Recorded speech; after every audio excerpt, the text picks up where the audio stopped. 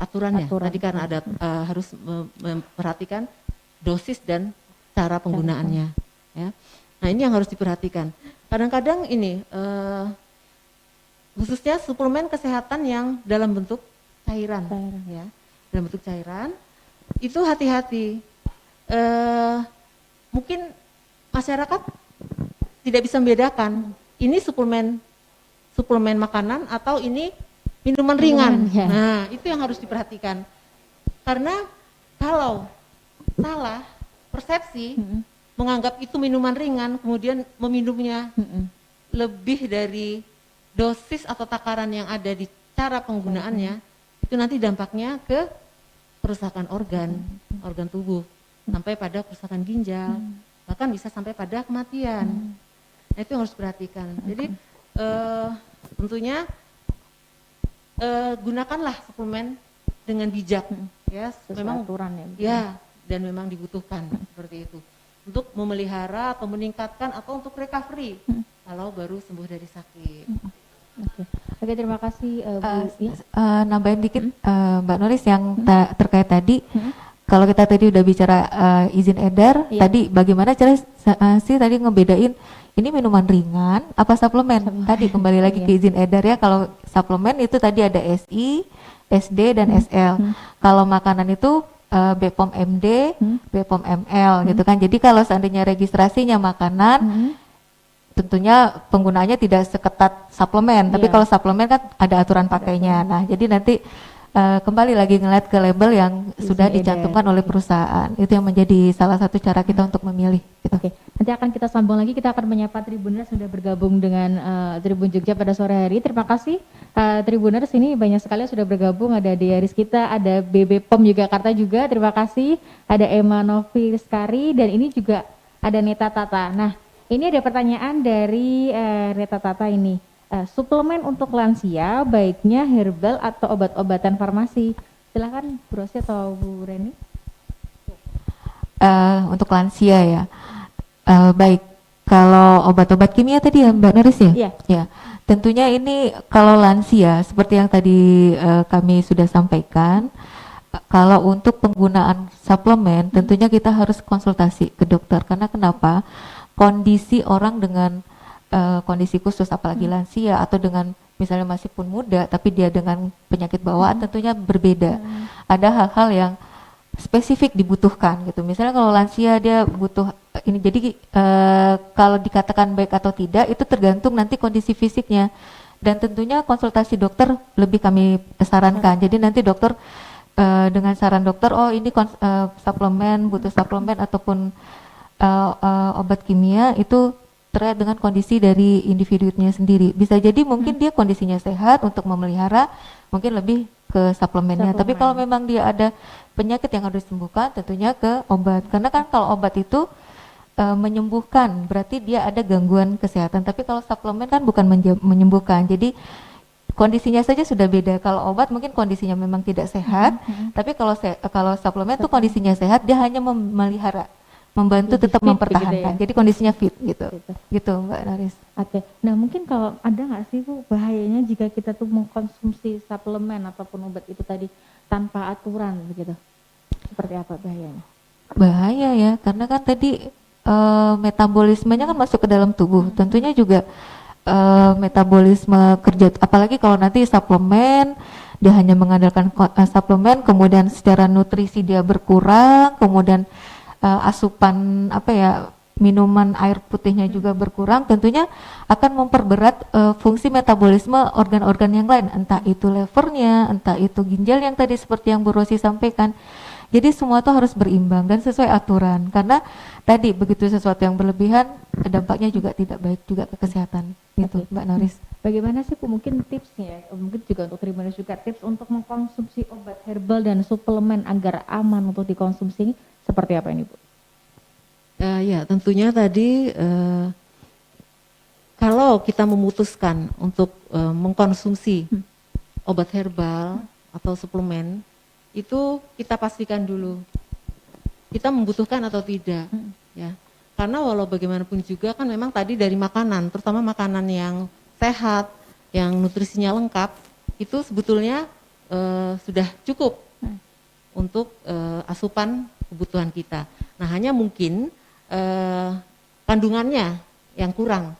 Jadi kalau misalnya dalam sayuran ada vitamin C, vitamin C-nya kecil sekali. Nah, itu mungkin perlu ditambah dengan suplemen vitamin C. Seperti itu. Nah, jadi semuanya tergantung pada kondisi masing-masing.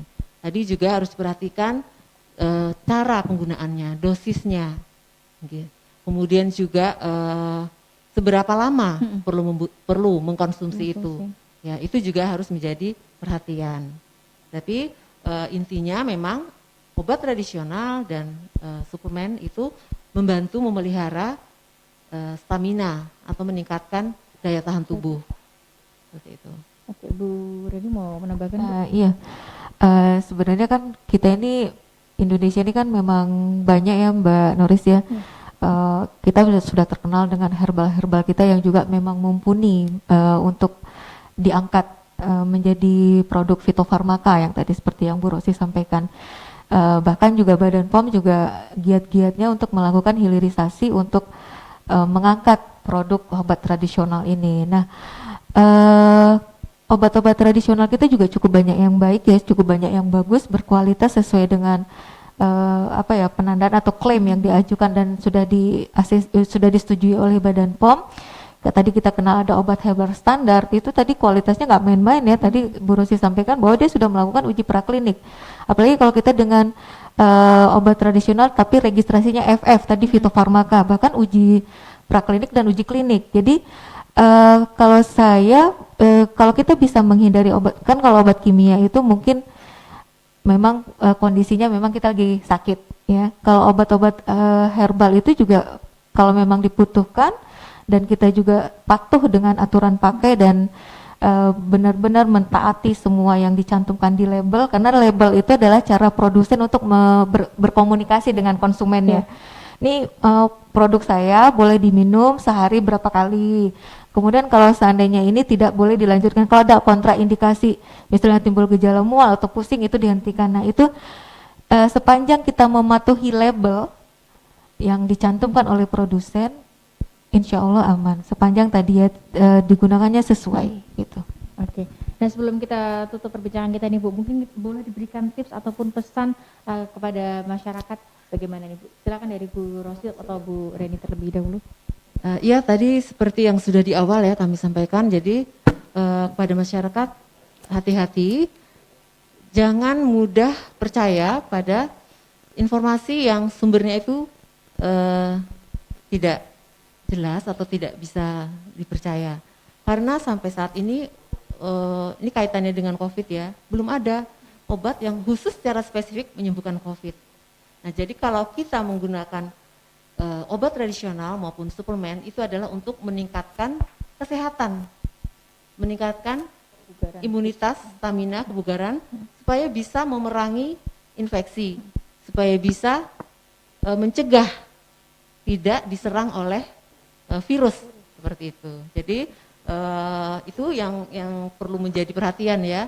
Hati-hati terhadap berita-berita yang sekarang kan kita mudah sekali ya untuk mendapatkan informasi dengan kemudahan akses dengan adanya kemudahan informasi seperti ini. Silakan Bu Reni. Iya, juga kami menghimbau kepada masyarakat Tribuners ya, jangan mudah percaya dengan klaim yang bombastis ya.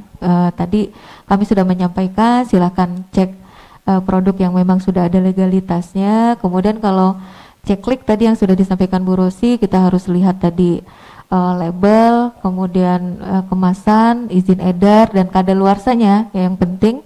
Kemudian juga kalau untuk memang kita perlu mengkonsumsi suplemen, itu konsultasikan ke dokter agar kita tepat ya pemakaiannya. Kemudian dibaca peringatan yang harus kita perhatikan dalam label.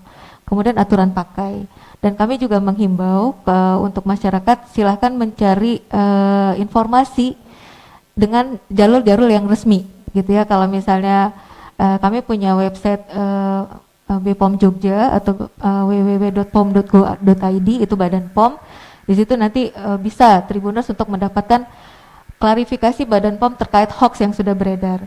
Kemudian kami juga menghimbau kepada para pelaku usaha untuk selalu mentaati regulasi ya, baik itu produk yang diedarkan harus memiliki izin edar, kemudian terkait promosi klaim itu juga harus sesuai aturan, karena kami juga tadi seperti yang Bu Rosi sampaikan, kami juga tetap melakukan pengawasan post market. Jadi tentunya kalau untuk produk-produk yang tidak memenuhi ketentuan, kita akan tidak lanjuti sesuai peraturan perundang-undangan begitu. Oke, terima kasih Bu Reni, terima kasih juga Bu Rosi sudah bergabung bersama dengan live streaming Tribun Jogja sore hari, dan terima kasih juga untuk Tribuners yang telah menyaksikan program live streaming pada sore hari ini. Terus saksikan live streaming lainnya hanya di Tribun Jogja, karena Tribun Jogja hadir setiap hari dengan beragam tema yang menarik. Noris beserta dengan dua narasumber kita pada sore hari ini, Bu Reni dan Bu Rosi, mohon pamit undur diri. Selamat sore dan sampai jumpa. Salam sehat selalu Tribuners.